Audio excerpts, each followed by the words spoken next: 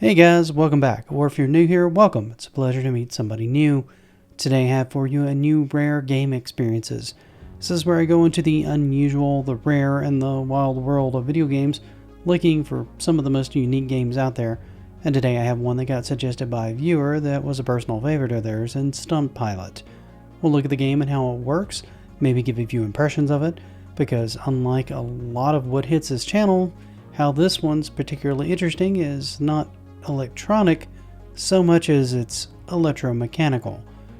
These are a cool type of game that was basically video games before video games existed. I love talking about these kinds of games, particularly because they work very different and I just find it fascinating. So if you're interested or curious, grab a drink and a snack and hang out for a while as we dig into this one. It should be really cool. Now, for those of you who may not be familiar, before we had CRTs, before we had sprites and pixels, and all those things that make up video games, people still had amusements, games, entertainments, and it's hard for many of us to believe being raised in the digital era, but people would often build games that used mechanical mechanisms to do games that were very similar to what video games would become. Games like this feature things like shooting galleries where you use a BB gun to shoot down targets, games like Skee-Ball, or maybe some old light gun games like Sega's Periscope. These are in their own way almost more amazing and interesting to look at and to try to understand than the modern video game. Perhaps it's just me, but as I get older and look at some of this older tech, some of the mechanical games are almost more appealing to learn about due to the clever design and tangibility of them that just makes them feel more impactful, and today's example is a wonderful example of this in Stunt Pilot. Now, the idea behind the game is quite simple. You're in control of a biplane that flies over a set screen. The goal is to fly as fast as you can, going over a mountain in the background, under an arch in the foreground, and then under a bridge in the lower left side of the screen. You can move your plane around and up and down to make your way through these various different obstacles. Hitting any of them will flash a warning tied to each individual one and dock your score. The objective is, of course, a high score. You have a limited amount of time that counts down on a satisfying mechanical counter that goes click, click, click, becoming its own mechanical soundtrack to the gameplay itself.